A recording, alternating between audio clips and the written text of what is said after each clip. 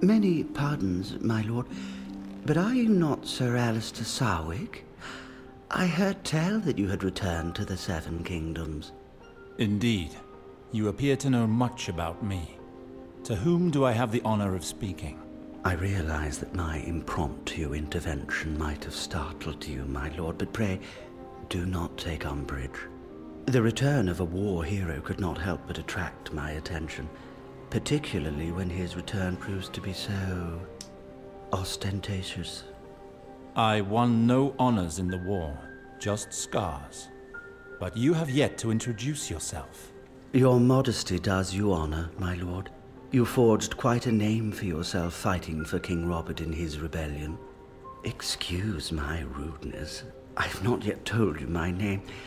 I am Lord Varys, and I hope you will count me as a friend. We never crossed paths 15 years ago, but perhaps you have heard of me? Pretend to know nothing. Lord Varys, pardon me, but you scarcely look like a lord dressed thus. Besides, your name does not sound familiar.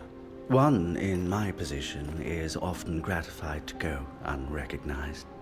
The disguise you see before you has been of great help to me.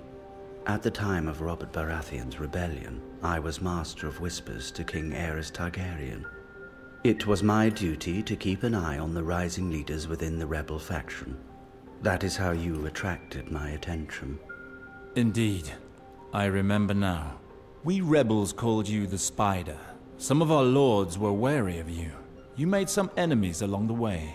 Alas, the people of the Seven Kingdoms have little affection for eunuchs. All of those noble knights and grand lords are loath to risk their reputations with informers and spies.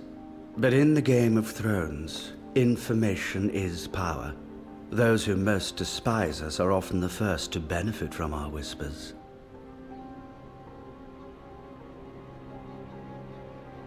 Please pardon my curiosity, Lord Varys, but I find it surprising to see a person of your ilk frequenting houses of ill repute.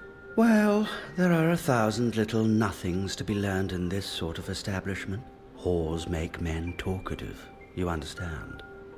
And since King Robert was kind enough to keep me in my position, I have much to do here. It would really surprise me if our meeting were purely chance. Indeed, but my intentions are good. I wanted to discuss the Baratheon rebellion. Why not? There is one question that I have never been able to be free of. Do you believe that the rebellion was a good thing, after all is said and done? Is King Baratheon a better king than Targaryen? Old King Aerys was mad, my lord. Mad and cruel. That no one can deny. His habit of burning the great people of the kingdom alive could only bring him to ruin. After that, any idiot could have passed for a good king. As for his majesty, Robert, his subjects loved him. Of that I have little doubt, but he pays little heed to matters of the realm and remains blind to the enemies around him.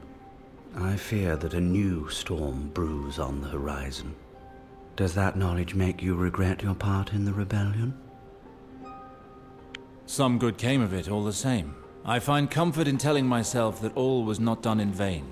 You were just one young knight amongst hundreds of others, and Tywin Lannister was always a demanding master. He dragged you into that war and you carried out your duty as a bannerman. At the time, Lord Tywin wanted a foot in each camp. When he ordered us to fight for Robert, I chose to follow his orders, yes. Why such bitterness, my friend? You fought valiantly, and, more importantly, you were on the winning side. You could have brought renown, fortune, and glory to your house, if you had so wished. And yet, when the time came to reap the benefits of your efforts, you turned away and left Westeros. I admit that I do not understand why.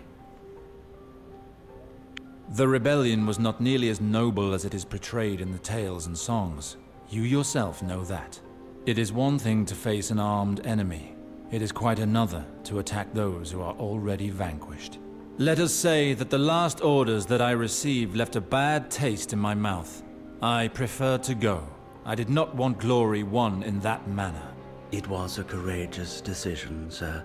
It is often easy to forget that it is our choice whether or not to obey.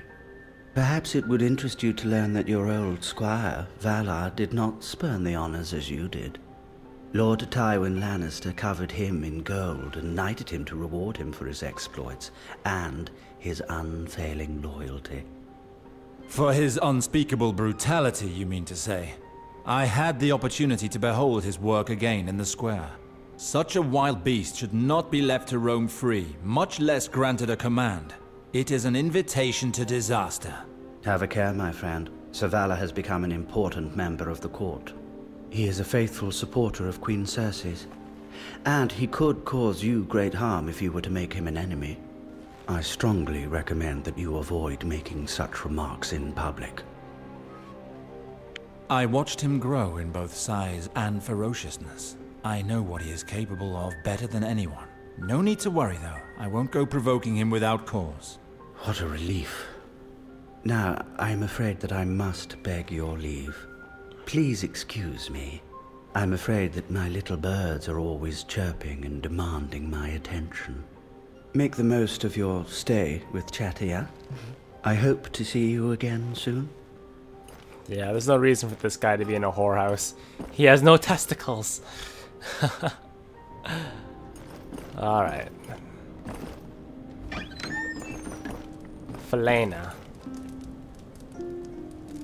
You are Felena, if I'm not mistaken. Chattia said that I might find you here.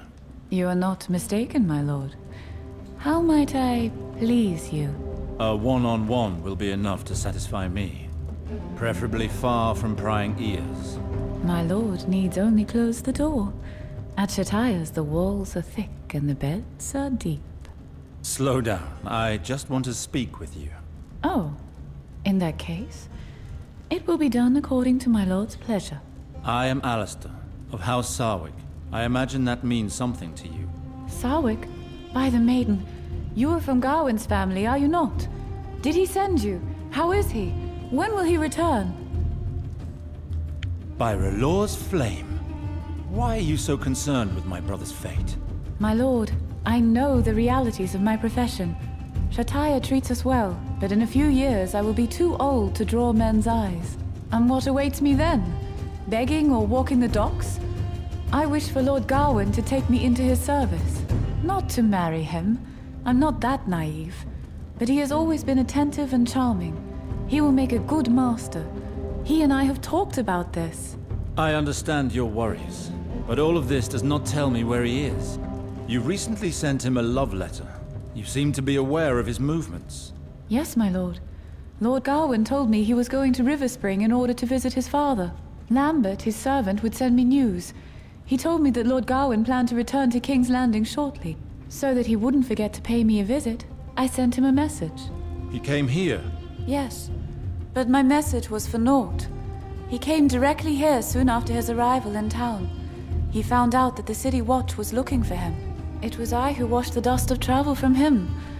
He did not even go to his home first. At least he made it to King's Landing. I was beginning to wonder if he had disappeared along the way. Did he tell you what he planned to do next? He was very nervous. He hardly spoke to me that night. I tried to ask him questions about the patricide rumors, but they only made him angry. The last thing he said was that he would go to the Red Keep, that the Crown would hear what he had to say, and that he had more than one card to play. He left at the first light of dawn. I have had no news since, and the Gold Cloaks continue to search for him. Something must have gone wrong. What do you plan to do, my lord? The City Watchers searched for him in vain for days. Even Lord Varys does not know his whereabouts, and Lord Varys knows all. You spoke of Gawain with the eunuch. Why? What did he want? He asked me questions, my lord. Nearly the same ones you did. He said he wanted to help him. Strange. Why would the Master of Whisperers want to help a fugitive escape the King's justice? I don't know why, but Lord Varys has always been good to us here. He has given us many reasons to be thankful for his attention. As far as he knows, the City Watch never caught Lord Gawain. The Gold Cloaks have nothing to do with his disappearance. Yes, I thought so. They came to search the Sarwick residence and are still looking for him. I will go to the Red Keep and see if I can find out more about him. Wait. This cloak belongs to Lord Gawain. He forgot it. Take it, please. By the fire! That's Sarwick Giltwater's. I remember seeing Father wear it on many a special occasion. Indeed, a cloak is more appropriate for a royal interview. I wasn't expecting to find it in this place. Lord Gawain wore it when he would come to visit. Since he was a wanted man, he feared it would attract too much attention, so he preferred leaving it here. I am sure he would be happy to know that the cloak is in the hands of a kinsman. This cloak is worth a fortune. How kind of you to return it to me.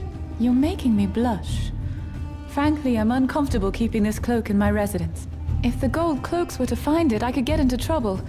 Take it, please. It's yours. I pray to the maiden to help you in your search. Find Gawain, my lord. Bring him back safe and sound. I would need more than the help of an imaginary goddess. But I appreciate the intention, as I'm sure my brother does as well. Farewell, Felena.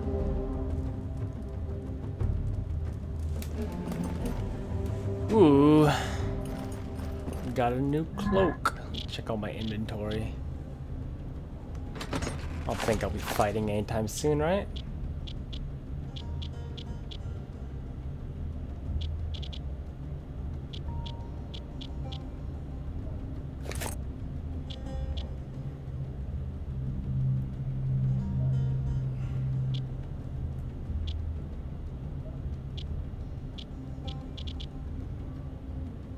Sarwick Giltwaters.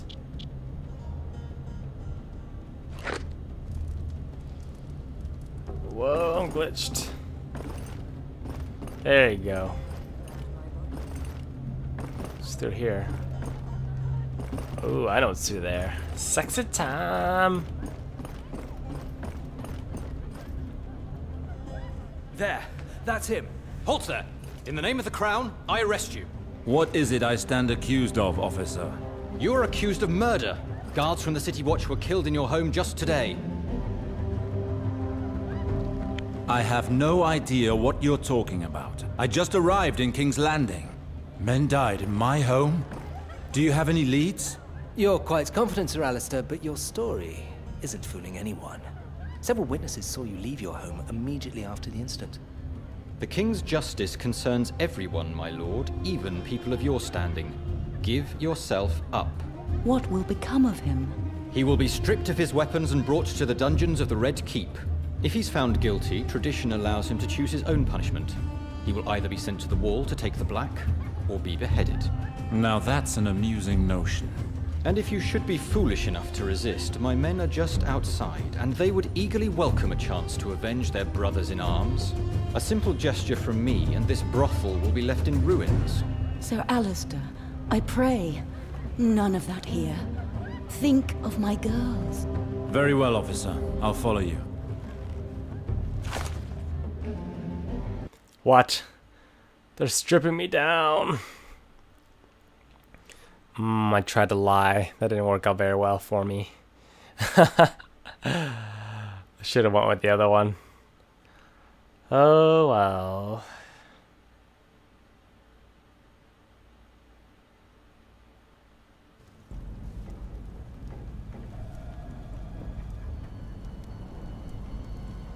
Whoa. Talk about burns, man. Courage, Alistair. Courage. A few days spent in the dungeons of the Red Keep won't be the death of me. They're bound to send me someone to speak with.